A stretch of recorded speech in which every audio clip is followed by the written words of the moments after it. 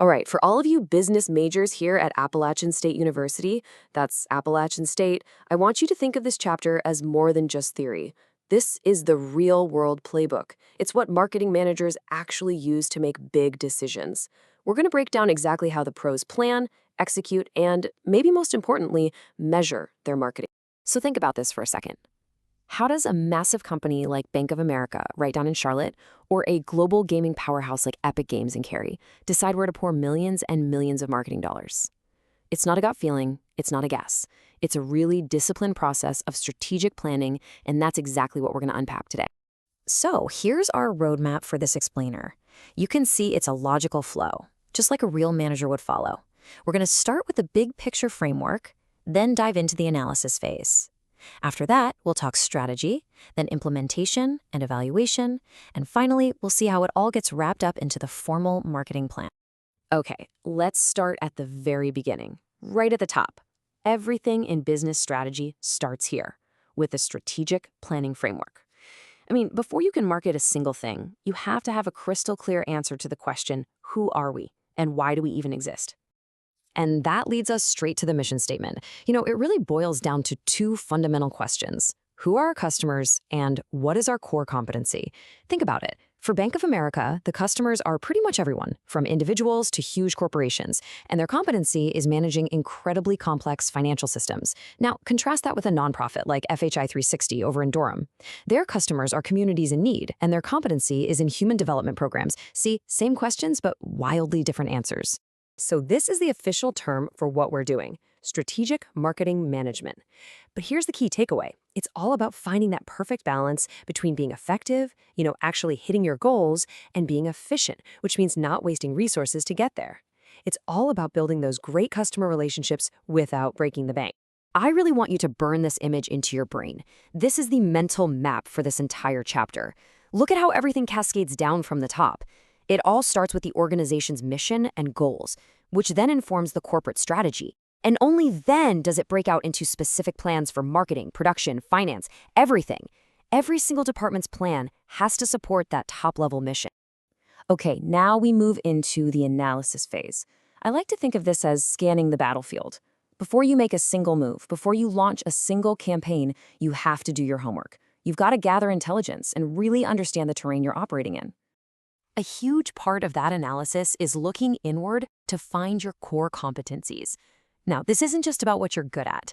This is about what your organization does extremely well, things that are hard for others to copy.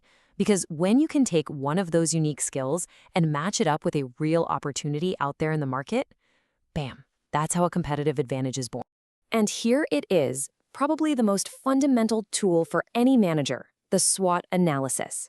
You absolutely have to know this inside and out. It's simple, but it's so powerful. You look internally to figure out your strengths and weaknesses, and then you scan that external environment for opportunities and threats. It's the classic way to get a snapshot of where you stand. Your analysis also has a lot to say about timing. Are you going to be a first mover or a late mover? A first mover may be like a company like LabCorp in the Research Triangle Park. When they pioneer a brand new medical test, they get to define the market and build that early brand loyalty. But, wow. The risks are huge, high costs, tons of uncertainty. A late mover, on the other hand, can learn from all those early mistakes, but they have to fight against an already established leader. It's a massive strategic choice. All right, so our analysis is done. We've gathered the intelligence. Now it's time to turn all that insight into a real plan of action. This is the part where we actually develop the marketing strategy and decide exactly where we're going to play and how we're going to win. Now, a classic tool for this is the BCG matrix. It's a fantastic way to manage your portfolio of different products or businesses. Let's take VF Corporation, based in Greensboro. They might look at a brand like Vans with its high growth and high market share and classify it as a star. But a brand like Wrangler, which has a huge share of a mature, low growth market, well, that's a classic cash cow. It just generates steady profits that they can then use to invest in their other growing brands. So just to recap the four quadrants here. Stars need a ton of investment to fuel all that growth. Cash cows, you want to milk them for cash to invest somewhere else. Question marks are the big gamble. They're in high growth markets, but you don't have a big share yet, so you have to decide, do we double down and try to turn them into a star, or do we cut our losses? And then there are dogs, low share, low growth. You usually have to make a tough call to either sell them off or just harvest what you can. Another crucial tool for growth is the Ansoff matrix. It basically gives you 4 main recipes for growth. Let's use Asheville's own Highland Brewing Company. When they start selling their existing beers in, say, South Carolina for the first time, that's a perfect example of market development. Same product, new market. The other options? Market penetration is selling more of the same beer to their current customers. Product development would be creating something new, like a hard seltzer, for their existing fans. And then there's diversification, the riskiest of all, which would be like them starting a totally new business, like a restaurant, for a new audience. Okay, this is so important. You can have the most brilliant strategy in the world on paper, but it's completely worthless if you can't execute it. This whole section is about putting the plan into motion and, just as critically, building a system to measure whether it's actually working. And, how your company is organized makes a huge difference. In a centralized structure, all the big decisions come from the top. In a decentralized one, your local managers have more say. Think about a grocery chain like Food Lion. A more decentralized approach might let a local store manager respond way faster to the specific tastes and needs of their neighborhood. That can be a huge competitive advantage. And this right here is the loop that keeps your strategy alive and on track. It's a cycle. First, you set a clear standard, like, we're going to increase online sales by 10% this quarter. Then, you measure what actually happened. You compare the two numbers. And based on that result, you modify the strategy. It's a continuous process of improvement, not just a report you file away once a year. So, to evaluate performance, you need the right tools in your toolkit. Sales analysis is straightforward. It tells you what you sold. Market share analysis is crucial because it tells you how you're doing compared to your competitors. But personally, I think marketing cost analysis is the most important. It tells you exactly how much you had to spend to get those sales. Remember, profitability isn't just about revenue. It's about what's left over at the end of the day. Okay, we've gone through strategy, analysis, and implementation. The very last step in this whole process is to put everything together into one formal, written document, the marketing plan. Think of this as the final blueprint that everyone in the company is going to follow.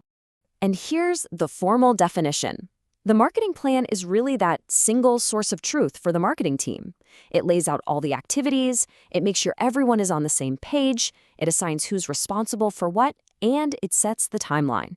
It's an absolutely essential tool for communication and management. So let's take a quick look at what's actually in one of these plans. It always starts with an executive summary. That's the quick overview for the bosses. Then it dives right into the detailed environmental analysis, and of course, that SWOT analysis we talked about. This all sets the stage and gives the context for the entire plan that follows.